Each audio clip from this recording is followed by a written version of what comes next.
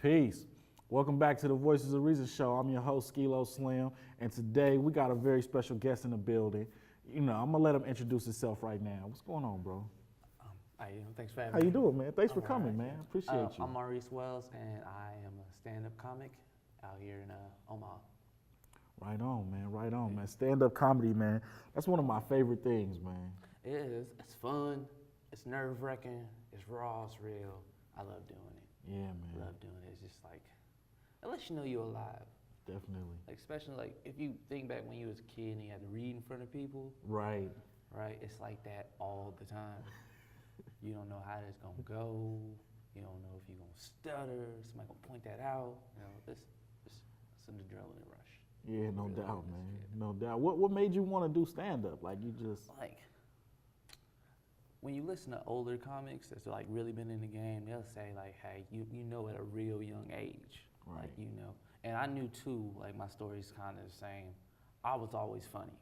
Right. I was always a funny kid, but I knew at a young age I wanted to be an entertainer. Right. Because my influences back then was Fresh Prince, Kadeem Hardison, Dwayne Wayne. Yeah, no doubt. Kid and Play. Definitely, And yeah. like me and my cousin used to play, like we were Kid and Play until like an older cousin showed up, now Blau. Which made sense because in hindsight, Martin Lawrence was like the first comedian I was introduced to. Right. Like I had seen Harlem Nights, and I had seen, what is that? Beverly Hills Cop and stuff like Classics. that. Yeah, I seen those, but I didn't know what Eddie Murphy and like Rich Pryor was known for. Right. They was known for stand-up. Right. But Martin Lawrence, I seen him and flipping through channels. My babysitter was on the phone, so I sneak out, turn the TV back on, and it was on Talking Dirty After Dark. Oh yeah. And I was like, what is he doing? Like, what is Bilal doing? Like, because I didn't know the concept of actors and names like that. So I was like, what is he doing? And then after that, I seen You So Crazy. Classic. And then Def Comedy Jam, and I was like, man, this is dope. But like, when I was in my younger phase, like Kid and Play was it. Yeah, definitely. Like, I remember those days. You had to dance, you had, you was on screen and girls fresh lights music and stuff. You know what I mean? But like, I had to do music too, and I wasn't rapping at the time.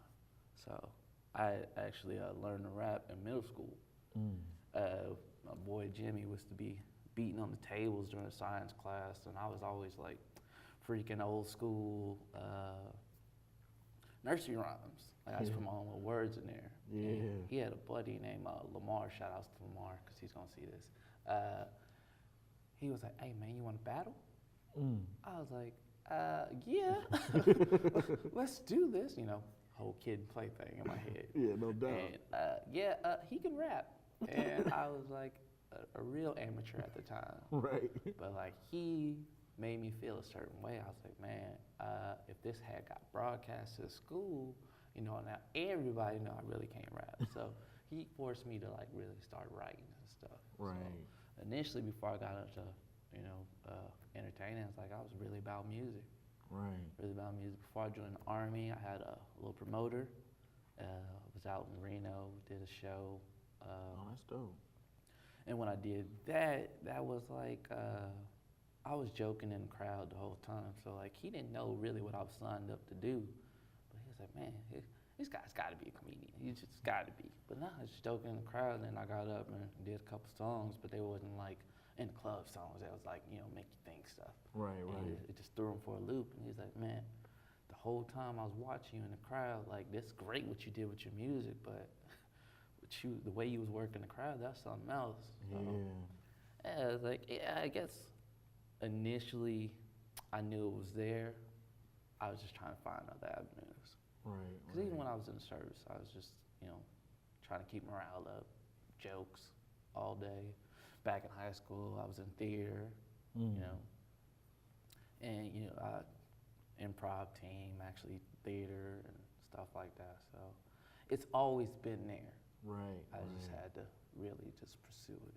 Right. And that's what I initially did this year. I was like, you know what, I'm going for it this year. this is gonna be it. Okay, so this is the first year you've been This is the doing first it. time I'm like really. I really would have knew doing that from that clip you sent me. it. Everyone says that, like, yo, what'd you go to this workshop for? Like, no, man, you got material already. You just felt so comfortable because all the time I've been on stage. You know, Right. I've done improv shows. I've hosted open mics.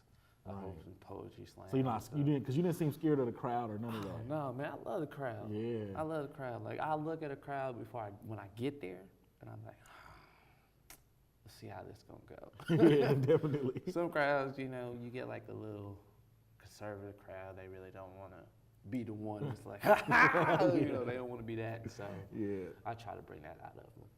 Yeah, see, I'm always that guy at comedy shows. I don't care. If it's funny, I'ma laugh. Man. Yeah. Oh, I'm the worst at movie theaters. Yeah, me too. I'm the worst at movie theaters. Do not go to movies on Tuesdays. It's on Tuesdays. On Tuesday, don't go. I'm just pre-warning. Definitely. So where was your first show at? Like when you decided to do it? My first show was actually in Colorado at Loomis Comedy Corner. It was an open night. I was still in the service then. And like I had been going to this comedy club all the time because like that was just my spot to hang out at. Like, Right. I really don't drink. I really don't party. Like, I'm an arts guy. I like the arts. Yeah. I like watching people submerged in their craft. Like that's something I like doing. So I'm sitting at this comedy club and I'm watching all these comics and started talking to the owner. It got to the point he was like, yo, you ain't even gotta pay no more. You here all the time. I was like, yeah. cool, bet. I said, yo, man, when you can give me some stage time, man, I can do this. So he was like, I got this open mic coming up. We'll see what you do there. I was like, all right, cool, bet.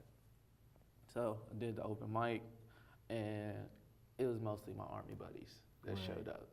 So I knew I was getting laughs, but I didn't feel like I arrived in this, Right, in like this you had profession, did it, like, because yeah. it's people I brought.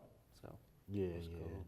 But out here, I initially signed up for audition for a play. I didn't get the role.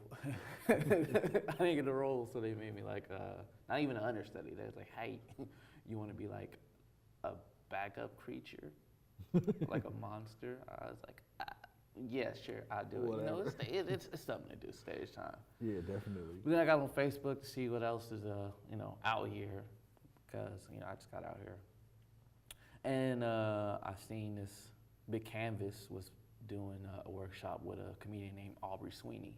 Okay. Like, shout out Aubrey. But I started doing her workshop, and I was like, all right, yeah, this is happening. This is happening. So we bring in our material each week. She'll tell us what we should do, what we shouldn't do, twist this, do this, word this. And then you got a bunch of other comedians in the room too, so we're all bouncing ideas off each other. So Right. like it was a good vibe. So finally here comes show night, the back line. And we all killed. Like we all killed. We were just feeding off the energy of each other, then off the crowd. And that's the first show here. And I did one in, I want to say Nebraska City at the Chop Shop. And Yeah, I've been hearing about that place. yeah, it's a niche crowd. It's a bunch of locals, so you would definitely have to import some of yours. Yeah. But yeah, those first two shows I did out here. And Okay, so you're not from Omaha. No, I'm originally from Vegas. Oh, okay. Yeah, I'm originally Okay. from Vegas. I was stationed in Colorado when I met my supervisor. If anyone's seen my anything I've done stand up, my supervisors, my kids' mom, and that's my girl right there. So we met in Colorado, and they were gonna send me to Korea. So she came back to Nebraska, and then I got into it with a sergeant major. So I said, hey man, you can either finish out your term or you can go ahead and go to Korea. And I was like, yeah, you giving me an out, I'll just finish out my term. And then we moved to Nebraska. We was in Lincoln for a while, and then finally was like, all right man, look, tired of Lincoln. Ain't nothing to do out there. Let's come up here to Omaha. So that's what we did. Yeah, that's dope. That's dope. So how you like the scene up here? Like, is it? Like I said, I'm more of a theater guy. Like Right. I like shows like that. My kids got tired of the zoo already, so Yeah, that happens, man. we're just trying to find stuff to do, and like they're getting older, so they got their own interests. My oldest, she's an artist. I talk about her a lot because she's the oldest, and we do a lot of stuff. sons, he's like organized. Like he came out the womb organized. Like no one told him to put his shoes a certain way or clean up after himself. He just did that instinctively. Like Right. I was like, all right, cool, bet we know what you're gonna do. The sister after that, gymnast, dancer. She's gonna be something special. I can just look at her and tell, like, you know. So now I'm trying to really push her. And then we got Day Day. That's my smallest, and she's evil. she's definitely pure evil, but she's cute. The youngest always get that. Like they're the Yeah, cute little mean ones. Like they made the commercial, the Cabbage Patch Kid. You know, well the what is that? The gummy bear commercial, the Sour Patch Kid. Yeah, That's yeah. her all day. Like, man, how could something so cute just be so evil? Yeah. So just trying to find something for my kids to do, and like submerge myself in, you know, the opportunities that are out here. So. Right, right. And it is a lot of stuff that goes on out here. Yeah. Like I've been I didn't know how much, like especially with like comedy stuff, I didn't know how much was going on until like this last like 3 or 4 months. Yeah, like I didn't know, and like I passed by these places all the time when I first got here, and then now I'm like hunting people down, like, hey man, just trying to get a slot. But I work like 50-hour weeks, Yeah. So you got my problem, huh? So yeah, I got to work, and then I got to try to find a spot. You know, I try to balance it all, be dad, Right. you know, be the provider, and then, you know, work on me. So Yeah. we getting there. Hey, that's getting what there. make it worthwhile though. Oh yeah, like my oldest, she sees it. She's like, man, I want to do that. But I was like, all right, well, come on, let's go work on something. Oh, we got to work on it? Yeah. She's like, you make it look so natural. Like, no, Daddy actually sits down and work on it sometimes. So, Yeah. so I remember she wanted to do music, because I did a parody of Loyal. It was about beating your kids. And she's like, oh man, Dad, you got so many views. I want to do that too. I was like, all right, come on, sit down and write it. And she's like, oh, we got to write? We got to do that? Ah, man, I didn't know that. Yeah, can't you just do it for me? Can you Right. do it for me? Feed her Like, some nah, lines. man. Like, all right, look, I'll write it for you, but now you got to work on reading it and reciting it the proper way. She's like, that's a lot That's of where you work, get Dad. most people, yeah. It's a lot of work, Dad, man. Can you just simplify things? But it's fun. It's fun. She keeps me young. Like, a lot of my material is like dealing with her. Right. She's the oldest. But, you know, there's other situations, you know, my day-to-day, you know, work stuff. The missus is on this whole alkaline diet thing, Oh, so yeah. I'm being real rebellious about that. So Hey, it's hard to get used to, she, man. She makes so many valid points, and I'm like, yes, I know. But like when I come home after a 10-hour day, the last thing I want to do is eat like kale. Yeah. Don't give me a plate of kale. What am I gonna do with this? You know how many times I wanted to just choke one of these coworkers and I gotta come home to kale? Nah. Yeah. Organic, vegan, dressing. Right. I was like, vegan what? Can I have cheat days? I gotta have cheat days. So. Yeah, definitely, man. It's an ongoing negotiation. Like we was just at Subway and I put lettuce on my sandwich, and I never did that. Like I was showing her that I was trying, and she was like, "Well, spinach would have been optimal." It's like, damn, I'm trying to help. All right, I'm trying. So it is what it is. Yeah, man. That's dope, man. That's the good thing. You're right about that, man. My girl be on that. Like she going vegan and stuff. So I know the pain, man. It's like, man, I'm about to cancel your phone so you can stop researching stuff. See if I pay your next bill. Nah. Hey, man, so what's your favorite part about being on stage, man? Like, what draws you to doing it? My favorite part about being on stage is knowing that people are watching me. Okay. And what I put on a piece of paper or my phone or something in my head is now coming out and is being like judged by these people. Right. And you either bring it or you don't bring it. And like, I love that challenge. Like, Right. I love that. Like, I walk out on stage and I'm looking at people. I'm like, Man, because like I know in my head what my set is. Right. And I say some controversial stuff, and like they can either react to it and it's funny, or they can groan. And every comic loves that good pop, that Right. but I like a groan. I like a groan, like like yeah, Like, he said that. like but it's true and it's funny. And so, Yeah. like if I could make you second guess your morals, Right. there was a win there. Appreciate that. Yeah. Yeah, I feel that. It's my favorite part. Other than being on stage, it's like the writing process is fun. The marketing process, like the business aspect of it, like I'm just now really getting into it, and I do a lot of research because I'm really trying to push this and get out there. Right. But like, there's a million comics. Everyone's fighting for time on stage and stuff. So now, how do you set yourself aside? Right. On top of being able to bring it on the mic, and that's the fun part to me. Like I'm thinking of different management strategies, different promotional strategies and stuff like that. So. Right. What it all ties in together. Like you can see, branding. Right. Exactly. Like you got these prominent comedians. Like a lot of people go after the people that's just mainstream, like really success. Like those aren't the people I follow. Right. Like kudos to them. They did their craft, they did their thing. They're at where they're at.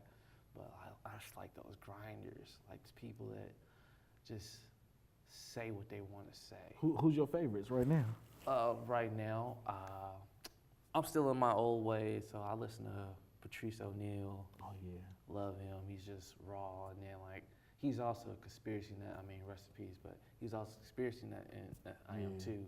I like Gerard Carmichael. I like Hannibal Buress. I like John Mulaney. Dave Chappelle, of course. Yes. Like that was the guy that like I really followed. I just like the way how he articulated jokes. Right. Like there's a method to joke writing, and like the way he does it, I dig it. Yeah. Bill Burr, I just like just to hear him ranting. But like right now, my current addiction is this show on Comedy Central. It's called This Can't Be Happening. Oh yeah, I've seen that. Yeah, it's a bunch of comedians just telling wild stories, and like I can listen to that all day because it's all relatable stuff. Right. That's what I liked about it. And that's what most comics like to do, like have relatable content. You get to a certain pinnacle, like if you really have success, like money is different, your living situation is different. How are you gonna relate to me? Right. So I like these guys because they stay grounded, and I try to stay grounded too. Yeah, that's definitely important, man. Yeah. You don't want to get like too far away from everything. I ain't trying to get big headed or nothing right there. I just want to get out there, pursue my craft, and let the chips fall where they fall. Yeah, man. Yeah, that's dope, man. That's why I was glad that you was like, oh yeah, I'll come and do the interview, man. No problem. Yeah, man. You could say, hey, man, let's go bungee jumping. I'd be like, all right, cool. Cool, bet. Hey, that is Let's on do my it. bucket list too, man. Man, the bucket list. I can't wait to start mine. I got a lot of weird stuff on my bucket list. Yeah, man. I've been having mine for a while, man. I'll be knocking stuff off though, but. I think the one thing I knocked off my bucket list just recently, what was it? I did something crazy. Something I knew I wasn't supposed to do. It's gonna be incriminating, so I ain't gonna tell y'all. Hey, that's like my biggest one is you can go to jail for it too. I want to, like back in the day they used to do like the hobo thing, like just jump on the train and just ride it somewhere. Yeah, I did that one time. For real? I did that one time, but I was just a kid. Just out. I couldn't come home yet. Because when I was little, I couldn't go outside, I couldn't play, I couldn't do nothing. So now I'm just used to being in the house. Right. And then I got older, she was like, all right, you see them street lights? You come in after they come on. Like, no, Like what? I got so much time. What am I gonna do? And this is before I like really had friends that I could go meet up and do stuff with. So now I'm just out here in Vegas running wild, just doing stuff. Just doing whatever. Hey, I was like, hey, there's a train. I wonder where it goes. And I jumped on it. I was like, man, I'm about to walk back home now. I didn't think about this too well, but hey, it did it. Yeah. Cool.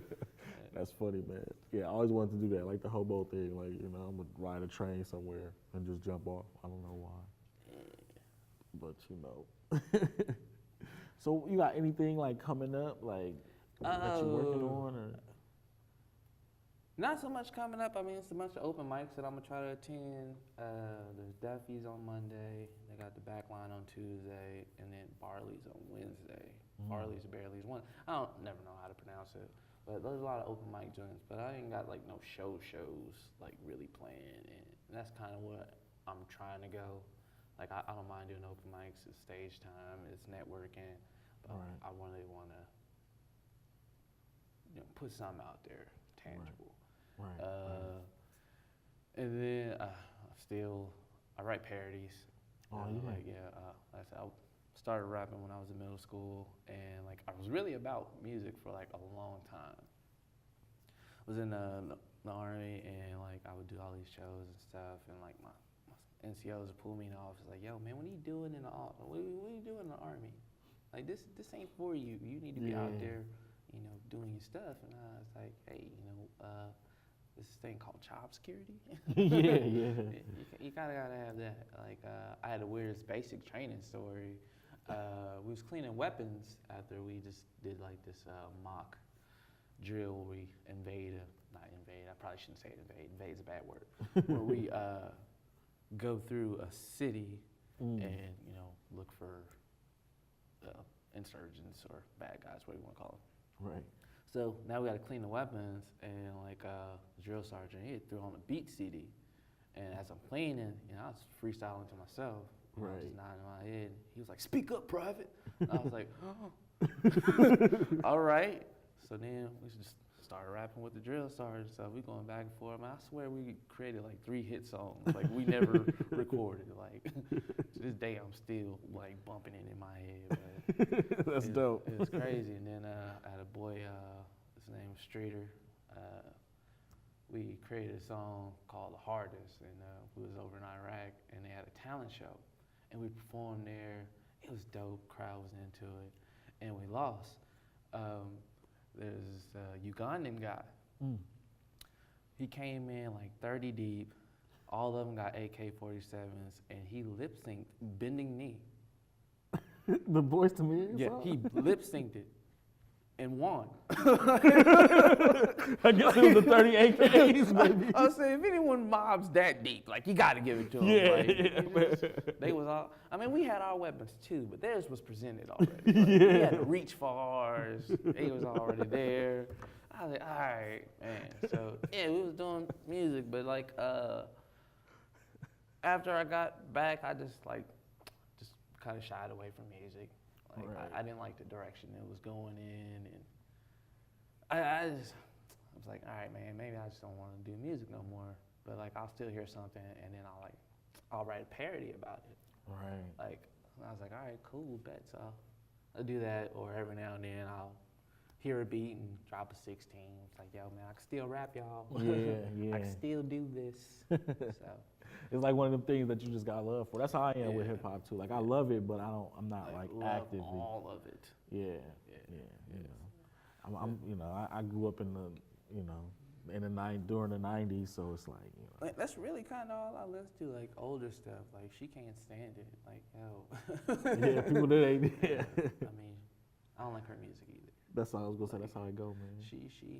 Her music makes me want to like just jump out of the car. Like, yo, these depressed women, look, just go to Bed Bath and Body Works and, take you a bath and just stop expressing yourself, Aromatherapy. I don't want to hear it no more. Just leave me alone. Yeah, I feel you. Yeah, so I'll write parodies and just work on my sets. Like I said, I was going to film school because eventually I do want to grace the silver screen and see what that's about. And I don't want to be typecasted because I do have range. Like although I do comedy and I still do have like a serious side. Like I can Yeah. definitely deliver a serious role. So Yeah, man, we gotta link up and do some work, man. We gotta do some stuff, man. Because that's what I want to do that too. I want to do some short films and all that kind of stuff, oh yeah, man. and then grow from there, you know. That's how Tyler Perry got it. Yeah. Yeah, Tyler Perry. I mean, I don't love the Madea thing. Like, it got old. Like, Yeah, I don't think he like doing it either, man. like, yeah, but that's his bread and butter now. Yeah, I bet you set that's in the himself up deal. there. Yeah, set he himself up for did, that. man. Like, He I'm did. gonna break in the industry with this, and I'm gonna do this, and his other movies he was doing, like, God, what is it? The one with Taraji P. Henson and then the buff dude. I call him the buff dude. Oh yeah, I know what you're talking about. I can't think of the name of it. Yeah, but But it was that's like pretty more of a dope. serious Yeah, movie. yeah, like- that's pretty dope. Like, hey, but you wasn't on camera, so it's okay. Like, Right. if you want to do that, that's fine. But yeah, I just can't do the boo too. And That's what I'm saying. Like, hey man, to me, it feels like, okay, I'm just gonna shoot this. This one gonna break, and it's gonna be the end of Medea. But it's like people love it. Yeah, I mean, you set yourself up that. Yeah, man. That's why you gotta be careful, like what you do, because it'll be that one character you really like. I don't really want to do it, but I did it. Yeah, That'll be the one that hit. yeah. It's a lot of that industry-wise. Like, hey man, this is how I came in, and then it's not well received if you do something different. Right. So, like, Man. I definitely don't want to get in that category. Yeah. Like, yeah. yes, I feel you. I'm a very humorous person, but I can give you a serious read. Yeah. Like I ain't quite Denzel. I'm like Denzel-ish Right. with a splash of Wesley Snipes and a lot of bit of Will Smith, and that. I'm telling you. Definitely. That's dope. Yeah. Hey man, so why don't you let the people know like how they can get in touch with you and all your information that you want to give out. Okay. You can find me on Facebook right now because I just started this whole social media thing, so I ain't got everything memorized. But you can find me at Maurice Wells at Facebook. That's about it. Cause if I knew my Instagram, I would give it to you. Yeah, but that's about the only one. And I will give you my contact number, but I don't need y'all blowing me up. Yeah, like, right on. in the middle of the night. But yeah, just find me on Facebook. I really ain't doing nothing. I'll respond within 24 hours. It's just what I do. For sure. Yeah. I get a lot of material from talking to people on Facebook. I can imagine, man. I can definitely imagine, man. Well, hey, man, I want to say thank you, bro, for coming, man. I really appreciate you, man. It's a pleasure to meet you, man. Hey, y'all check out the back line on Tuesday. Go to Barley's on Wednesday. And if you're in Lincoln, you can go do Duffy's. You know, it's a big comedy community. Just hop online, see what's out there. You won't be let down at all. Straight up. They actually had the first roast battle at Barley's not too long ago. Really? Yeah, like you see it on TV, but like they actually did it in the club, and I missed it because I had to work. But it went down, and it's just we just trying to give y'all something different than going to the bar, spending up all y'all money on drinks and Ubers and Straight up. Plan B pills and stuff like that. So. Straight up. No doubt. So yeah, man, hit my brother up, man, if you need a host, if you need to add somebody to a comedy slot. I know a lot of y'all out there that watch the show is doing that. So, you know what I'm saying? Get with my bro right here. He's real funny, man. And, hit us up, man, the Voices of Reason show, all that. Anytime, you know how we do it, man. With that, I'm going to say peace, and I'll see y'all next time.